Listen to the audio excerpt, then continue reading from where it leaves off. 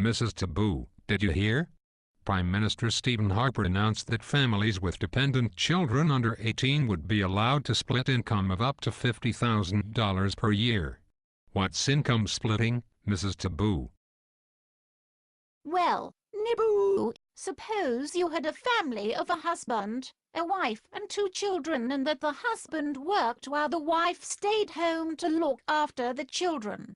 Under the Conservatives' plan, the husband would be allowed to assign half his income, up to a total of $50,000, to his wife for tax purposes.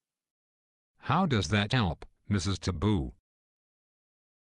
Well, this would mean that each spouse would be taxed less because each one would have a lower income. Instead of the husband being taxed on a $70,000 salary, for example, each spouse would be taxed on a $35,000 salary. So they would save tax. Woohoo! Sounds great for families with children, doesn't it, Mrs. Tibu? Well, Nibu, there's a catch. The Harper government won't implement this idea until the budget is balanced, sometime in 2015.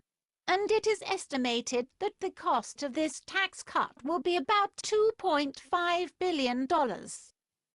So the budget has to be balanced before this plan could come into effect, right, Mrs. Tibu? But if the budget is balanced, and it costs the government $2.5 billion, doesn't that mean that the budget won't be balanced anymore, Mrs. Tibu? Canada would have a deficit of $2.5 billion the very same year that this program is implemented.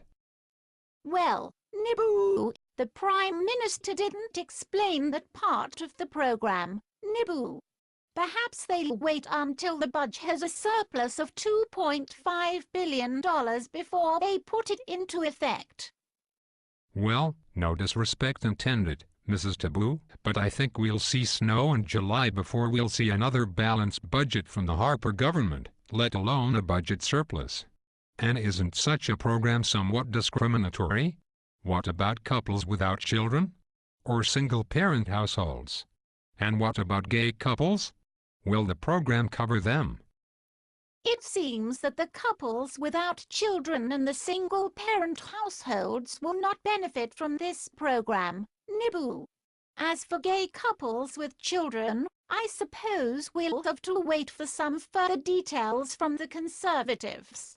It would only make sense that gay couples with children would qualify for the program, but with the Conservatives and their strange ideas, you never know.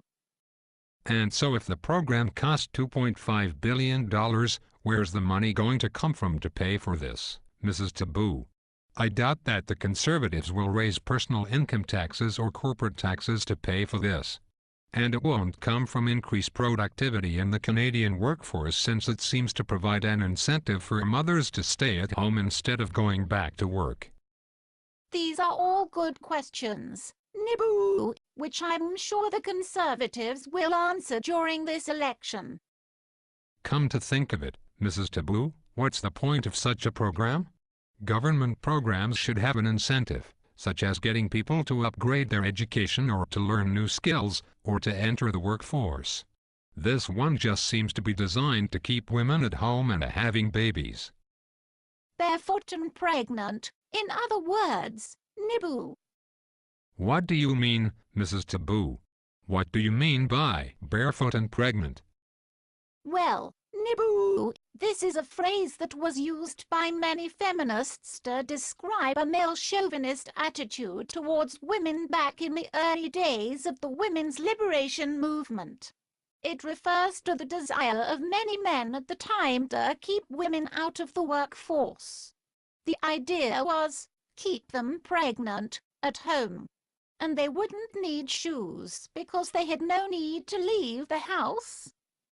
Why, Mrs. Tibu, that's a deplorable attitude. Do you think that's what the Conservatives have in mind? Keeping women out of the workforce, barefoot and pregnant? You never know what's going on with the Conservatives and their hidden, right-wing agenda, do you, Nibu? No, Mrs. Tibu, you certainly don't. Bye.